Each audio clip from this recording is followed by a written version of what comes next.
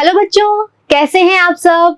मैं नेहा राजवंशी स्वागत करती हूँ आप सबका आज की हमारी इस इंग्लिश क्लास में। तो बच्चों, हम हमारी बुक का चैप्टर नंबर 12 आज पढ़ने वाले हैं, जो कि है एक्चुअल में एक पोएम हम पढ़ेंगे जिसका नाम है इंडियन वीवर्स। तो बच्चों पहले नाम समझ लेते हैं।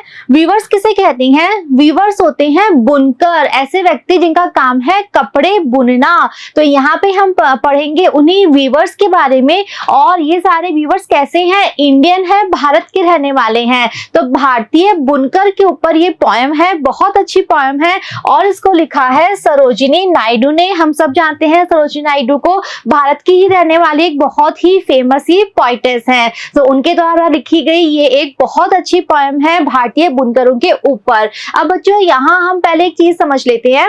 हम सबको पता है कि अलग अलग ओकेजन पे हम लोग सब अलग अलग तरह के कपड़े पहनते हैं। यस, अगर सपोज घर में शादी है, कोई फंक्शन है, तो हमारे कपड़ों का कलर बिल्कुल अलग हो जाएगा।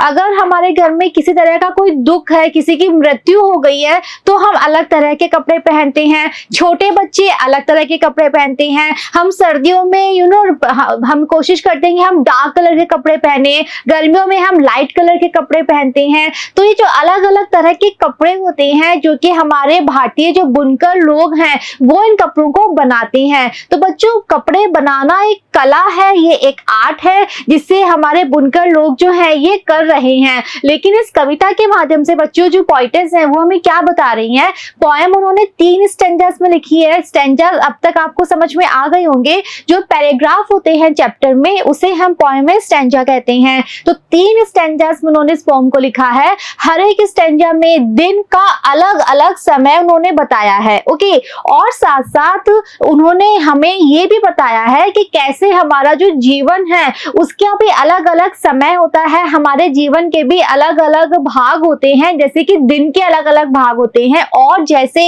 एक दिन फाइनली 24 घंटे के बाद खत्म हो जाता है। यस, एक दिन 24 घंटे चलता है, 24 घंटे के बाद वो दिन खत्म हो जाता है, एक नया दिन आता है। बिल्कुल वैसे ही जो हमारा जीवन है हम सब मनुष्यों का, वो भी एक निश्चित समय के लिए दिया गया है। भगवान ने सबको जीवन एक निश्चित समय के लिए दिया गया है और उस निश्चित समय के बाद हम सबका जीवन भी खत्म हो जाएगा।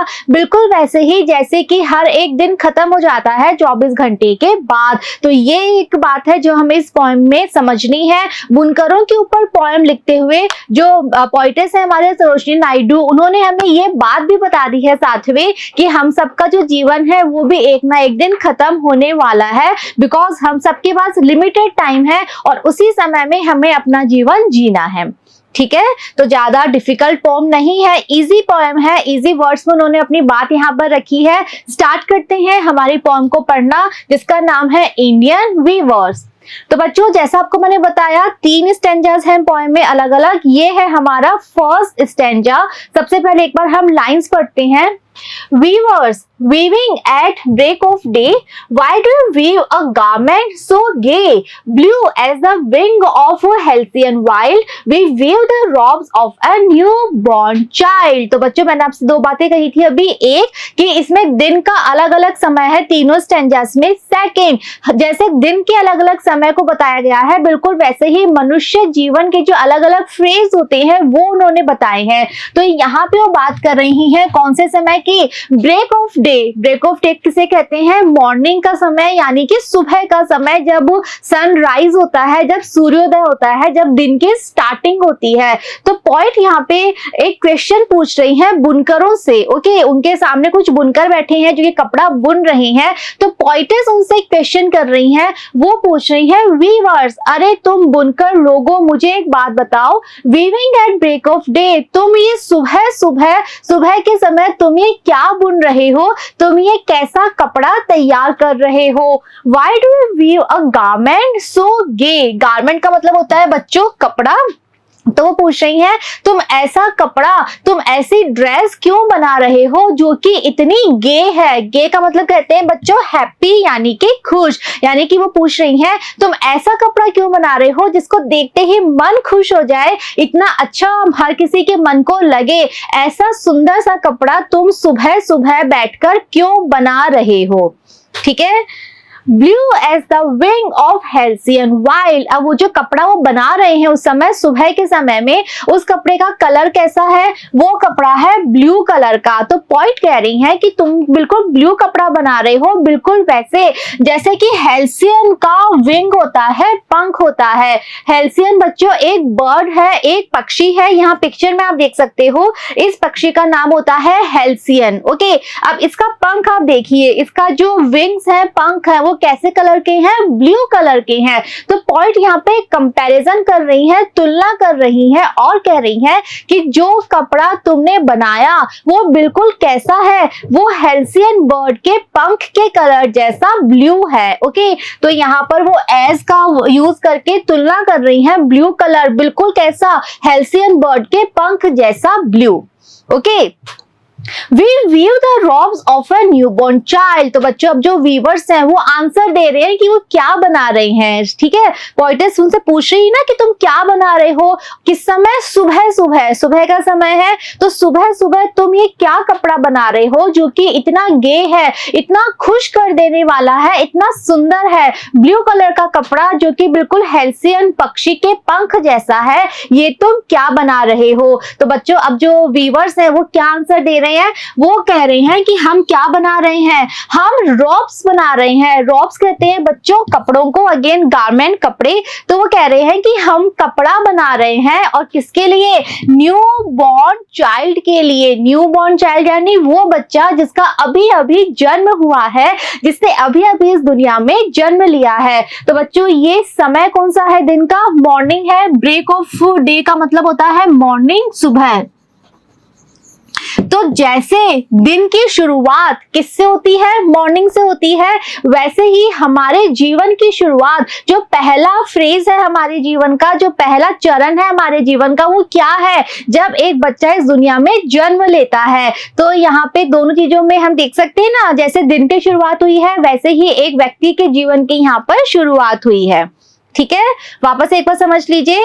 फर्स्ट स्टैंजा में हमने समझा कि हम मॉर्निंग की बात कर रहे हैं। पॉइंट का कहना है, वो क्वेश्चन पूछ रही है अपने सभी बुनकर जो वहां पर बैठे हुए कपड़ा बना रहे हैं, उन बुनकरों से वो क्वेश्चन पूछ रही हैं कि तुम सुबह सुबह, सुबह के समय तुम ये क्या कपड़ा बना रहे हो जो कि इतना गे है, जो कि मन को बिल्कुल खुश कर देने वाला है, बहुत सुंदर है। ये ब्लू कलर का कपड़ा था जो कि बिल्कुल हेल्सियन पक्षी जो होता है उसके पंख के रंग जैसा था।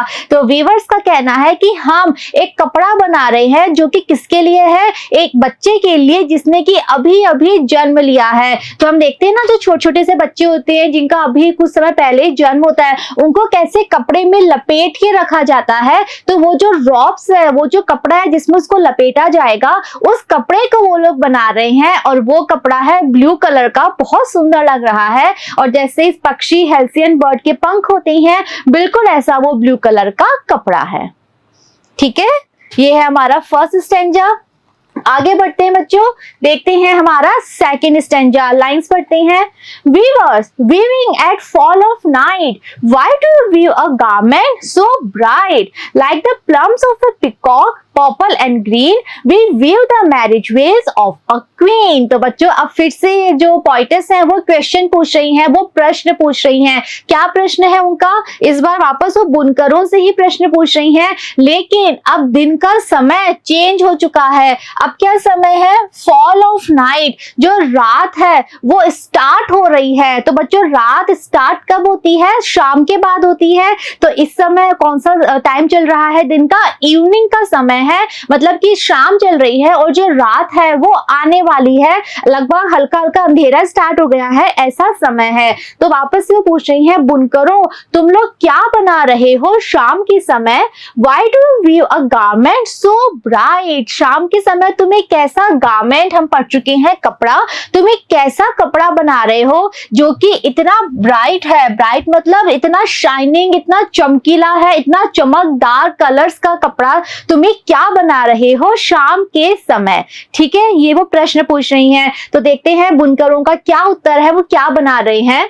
Like the plumes of a peacock, purple and green. तो बुनकर कहते हैं कि हम वो कपड़ा बना रहे हैं जो दिखने में कैसा है? Plums of a peacock, plums कहते हैं बच्चों पंख। तो वो कह रहे हैं कि जैसा एक पिकॉक, पिकॉक हम सबको पता है मोर, यहाँ पे हम देख सकते हैं पिक्चर, तो मोर के पंख जैसा ब्राइट कलर। मोर के पंख में कौन कौन से कलर होते हैं? पर्पल और ग्रीन। यहाँ पिक्चर में भी आप सब देख सकते हैं, और वैसे भी पिकॉक हम सब ने देखा है, पर्पल और ग्रीन कलर के पंख हैं। तो बच्चों पिकॉक जो होता है, इसके जो कलर्स होते हैं वो कितने ब्राइट होते हैं, कितने चमकदार, कितने चमकीले रंग होते हैं। तो ऐसे ही ब्राइट कलर्स यूज करके बुनकर क्या बना रहे हैं?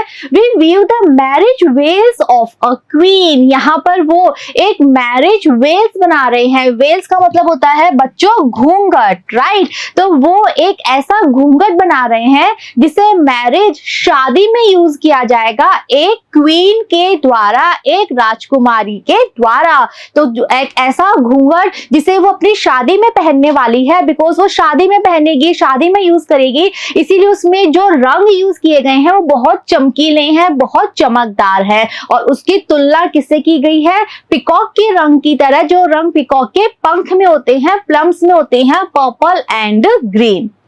ठीक है, वापस एक बार समझ लेते हैं। सेकंड स्टैंजा में बच्चों जो दिन का समय है वो क्या है? इवनिंग है। फॉल ऑफ नाइट मतलब जो रात है उसके स्टार्ट होने से पहले वाला समय है। और इसी तरह से जीवन का कौन सा समय चल रहा है? मैरिज, यानी कि पहले तो सबसे पहले चाइल्डहुड होता है हमारी लाइफ में। चाइल्डहुड के बाद सेकेंड स्टेज क्या होती है? जब हम एडल्ट हो जाते हैं, बड़े हो जाते हैं, और उस समय एक कॉमन सी चीज है कि हम सबकी मैरिज होती है, शादी होती है। तो फर्स्ट स्टैंजा में जब हमने पढ़ा था दिन की शुरुआत हो रही थी, मॉर्निंग का समय था, सुबह का समय था, तो उस समय एक बच्चे ने जन्म लिया, एक बच्चे की भी जीवन की स्टार्टिंग हुई। अब जब इवनिंग का समय चल रहा है तो उस बच्चे के जीवन में भी वो समय चल रहा है जब उसकी शादी का समय है, वो एडल्टहुड में आ गया है, वो वयस्क हो गया है। ठीक है, तो यहाँ पे वो कह रही हैं कि तुम कैसा गारमेंट बना रहे हो शाम को, जो कि इतना ब्राइट, इतना चमकीला है। और वो जो चमकीला रंग है उसकी तुलना किससे की गई है? मोर के पंख में जो चमकीले रंग होते हैं, पर्पल और ग्रीन, उससे की गई है। तो बुनकर क्या बना रहे हैं? वो इन चमकीले रंगों का यूज करके एक ऐसा घूंघट बना रहे हैं जिसे शादी में यूज किया जाना है एक क्वीन के द्वारा। ठीक है, तो बच्चों यहाँ पर भी लाइक वर्ड का यूज करके कंपैरिजन, तुलना की गई है उस ब्राइट कलर की मोर के पंखों के ब्राइट कलर्स के साथ। ओके, तो ये है हमारा सेकंड स्टैंजा जिसमें हमने बात करी इवनिंग की। देखते हैं आगे last stanza number 3। Viewers weaving solemn and still, why do you weave in the moonlight chill? White as a feather and white as a cloud, we weave a dead man's funeral shout। तो बच्चों अब third stanza में कौन सा समय चल रहा है दिन का? अब चल रहा है मून लाइट चिल।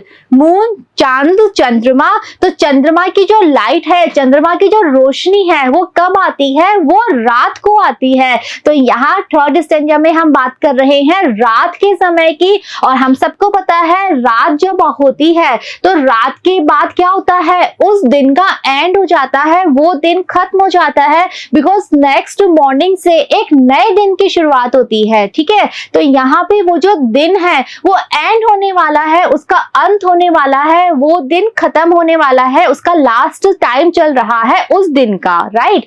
तो पॉइंट वापस से वही क्वेश्चन पूछ रही हैं बुनकरों से कि बुनकर तुम लोग क्या बना रहे हो इतना सोलम एंड स्टिल। सोलम कहते हैं बच्चों बहुत सीरियस, गंभीर। तो वो कह रही हैं कि अब तुम क्या बना रहे हो, इतना जो तुम बना रहे हो कपड़ा वो दिखने में ही इतना गंभीर सा लग रहा है, जिसको देखते ही जो मन है वो गंभीर हो जाए, स्टिल यानी बिना हिले डुले स्थिर हो जाए। तुम्हें क्या बना रहे हो और कब बना रहे हैं वो ये कपड़ा?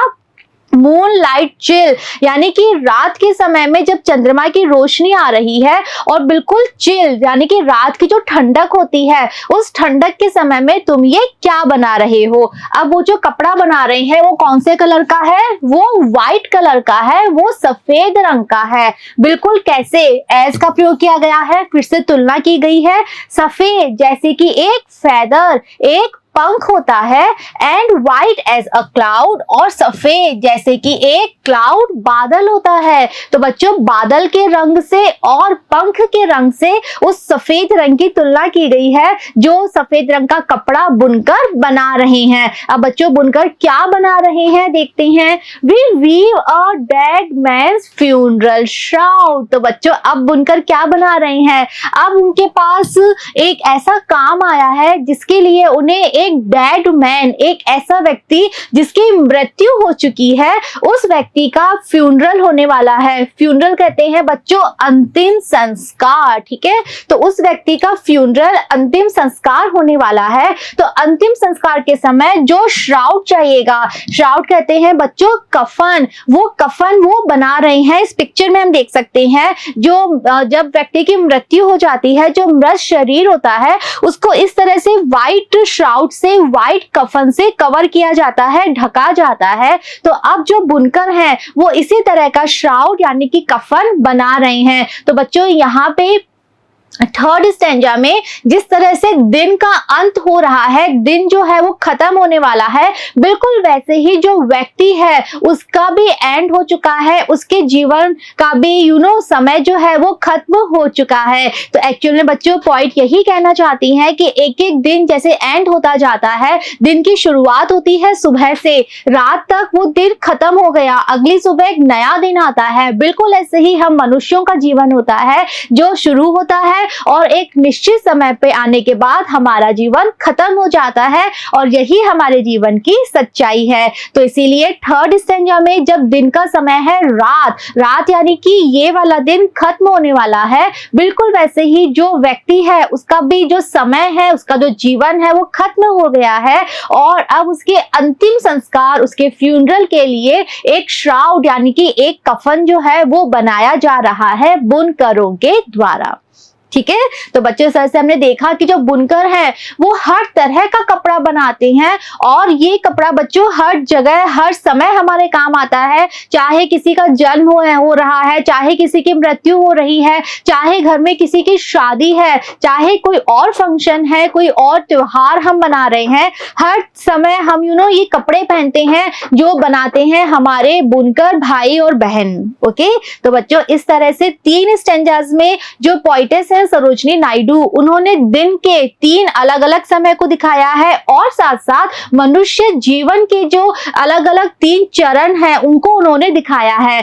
फर्स्ट स्टैंजा में जैसे उन्होंने मॉर्निंग, सुबह की बात करी, जब दिन की शुरुआत होती है, बिल्कुल वैसे ही उन्होंने बात करी जब एक बच्चे का जन्म होता है उसके जीवन की शुरुआत होती है। सेकंड स्टैंजा में वो बता रही हैं शाम के समय की बात, और उस समय वो बता रही हैं उस व्यक्ति के जीवन में जब वो अपनी एडल्टहुड में आ गया है, जब वो वयस्क हो गया है, जब उसकी शादी का समय है। थर्ड स्टैंजा में जब रात हो गई है, दिन का खत्म, दिन खत्म होने वाला है, दिन का अंत आ गया है, उसी समय वो बात कर रही हैं उस व्यक्ति की जिसका जीवन भी खत्म हो गया है। ठीक है, इजी पोएम है। 3 स्टैंजाज में 3 अलग अलग समय और जीवन के 3 अलग अलग चरण हमने पढ़े। ओके, आई होप पोएम आपको समझ में आई है। अब बच्चों इस पोएम पे बेस्ड कुछ इंपॉर्टेंट क्वेश्चंस हम यहाँ पर देखने वाले हैं। चलिए स्टार्ट करते हैं। सबसे पहले बच्चों हम क्वेश्चंस देखेंगे जो बेस्ड है फर्स्ट स्टैंजा पे, ठीक है।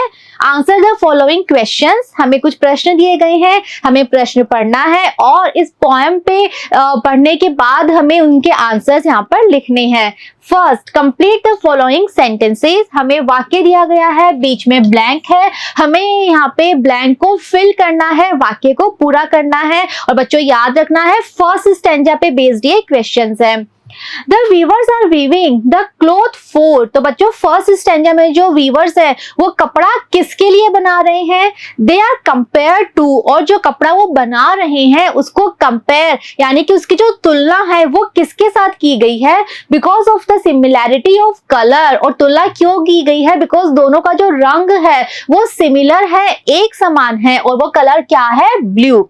ओके तो दो बातें हमें लिखनी है। पहली, बुनकर लोग कपड़ा किसके लिए बना रहे हैं, और सेकंड, वो जो ब्लू कलर है कपड़े का उसकी तुलना किसके साथ की गई है। हमने चीज बहुत अच्छे से डिस्कस करी है बच्चों पोएम में।